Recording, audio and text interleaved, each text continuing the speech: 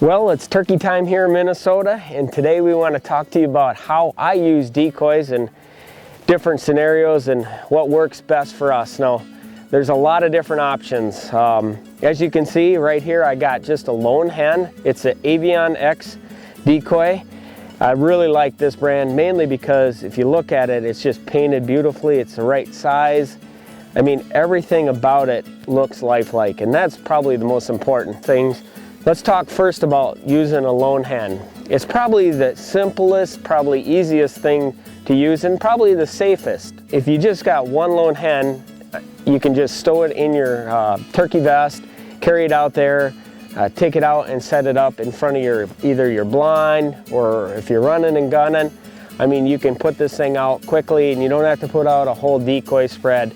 And it is also very safe as far as if a gobbler comes in and he's a little bit, maybe he's got his butt kicked by a gobbler, he doesn't see that there's a jake or a strutter with this hen.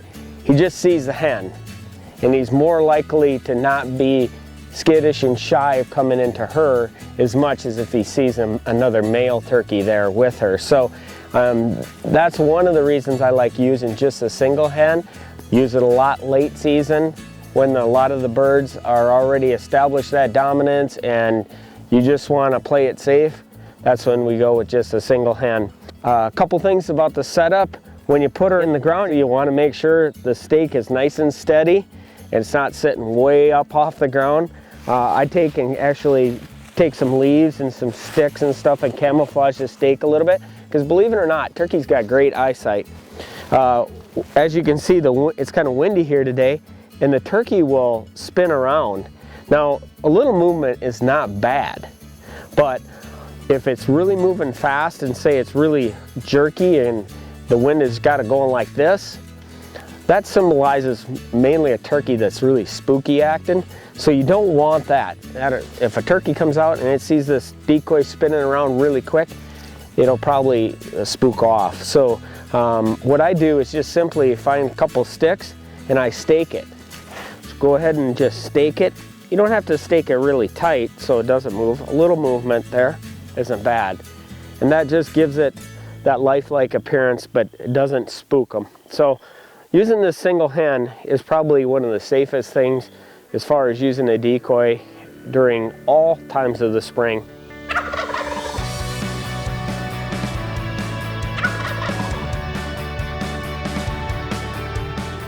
All right, next we're going to talk about using a jake in combination with a hen.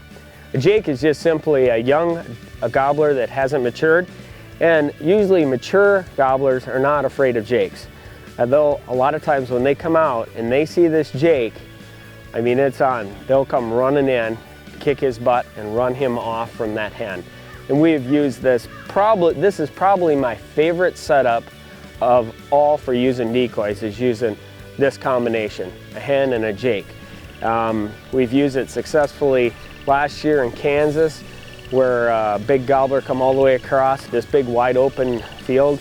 And you can see these a little easier using two of them, and especially a jake with the colored head that it has painted on it. This is an Avian X decoy.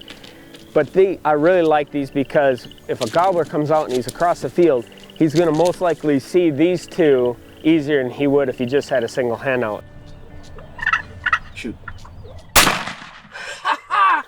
One other important factor that you got to consider is when you put out your decoys, no matter if it's just a single hen, a jake and a hen, a gobbler, whatever, you want to make sure you put it in the right spot, not off to one side or another, generally where you're set up.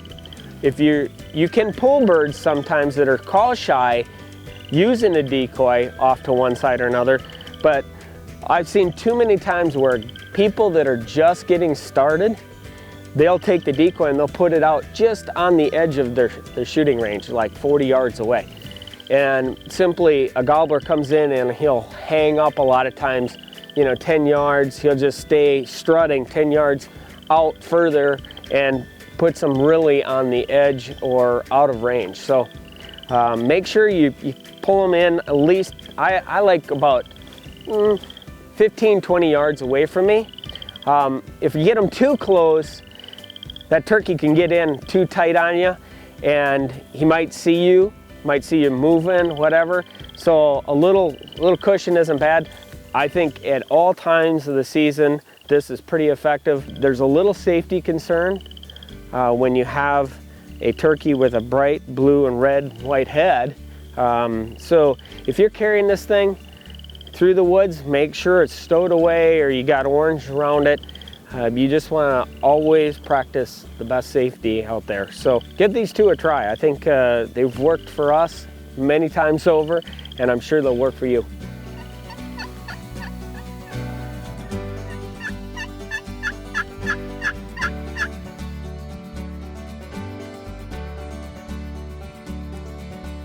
Okay, so our next decoy setup that we're going to talk about is using a breeding pair. We got a strutter here. It's an Avion X decoy. Yeah, as you can see, super lifelike because of all the great painting. And also we got a hen. Now, I didn't put the hen on a stake. I want to put her in a breeding position, like she's squatted down and waiting for that gobbler to strut up behind her and breed her. So that's why I set her flat on the ground. I don't put her on a stake. One of the important things that you got to consider when you put out a strutter is that you actually face it to where you think that gobbler is coming out. So if I think he's coming out here straight off at 11 o'clock, I'll face him right kind of that way. So when that gobbler comes out, he sees that full fan. He thinks that an intruder has got into his area. He's going to come over there and run that gobbler off, that strutter off, before he breeds his hen. So these are super effective, but there is a little bit of downfall using them. If you got a gobbler that is got his butt whipped, and he's a subordinate type of bird, he probably is going to turn and run off the other way. But if you're calling in the biggest, maturest tom in that area, and he's the dominant bird, he's going to come over here and he's going to want to run this other gobbler off. And that's probably single-handedly when you would use this setup, is going after that big adult tom that's been hard to get because he's been with hens and now he's out cruising, and when he sees this setup, he's going to be coming in.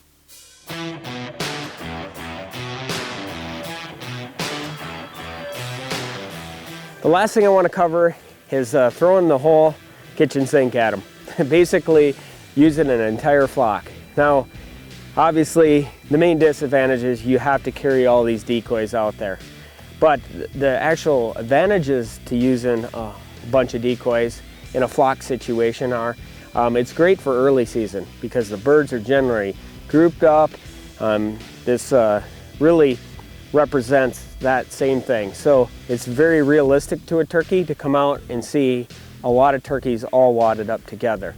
And you can see this fan is giving it some movement that adds more realism.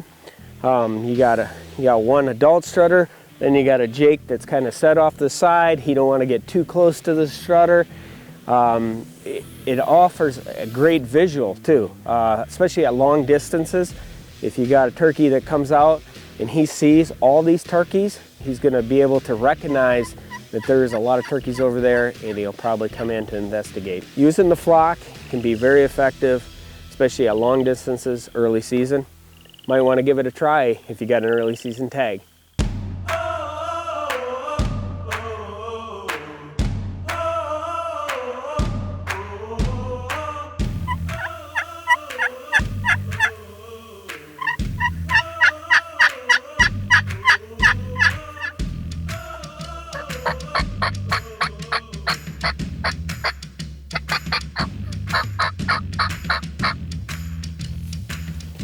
When using a call, I think probably my favorite call, I mean, I use all of them, but I don't really use a push button anymore, but I use a slate a lot. I think a slate sounds very authentic.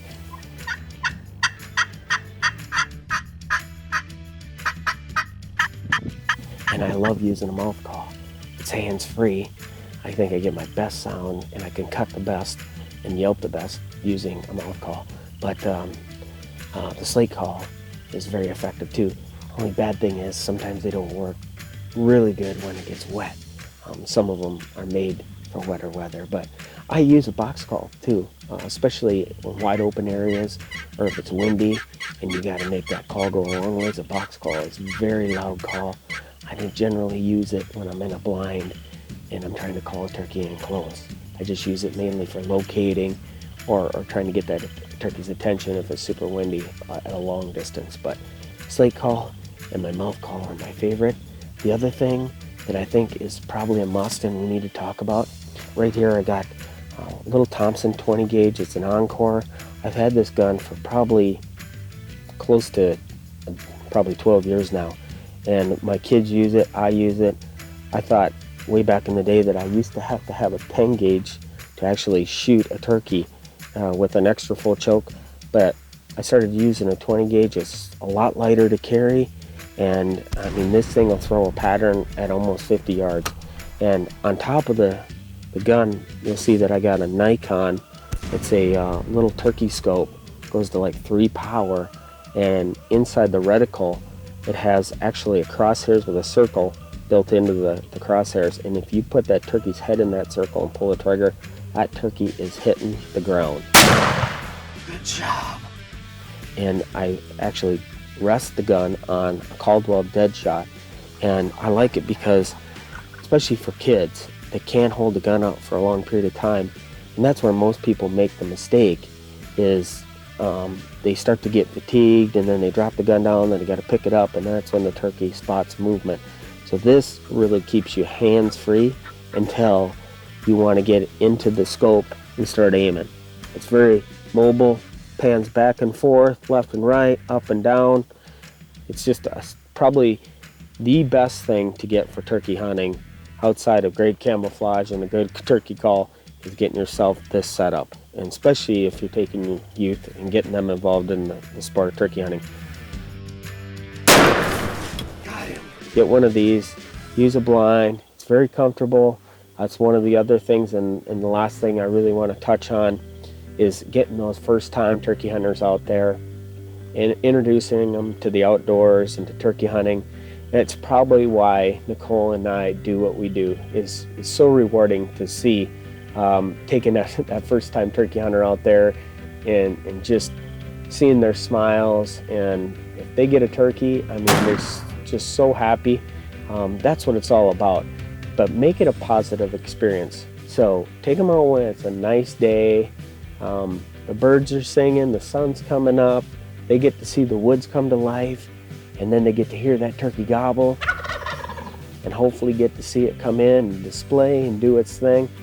I mean, that hooks them for life. They'll be a turkey hunter, I guarantee you, if you give them that positive experience. So that's what I want to end on. I want to wish you great turkey hunting, and always practice safety. That's first and foremost. So good luck out there this spring, and shoot yourself a big gobbler.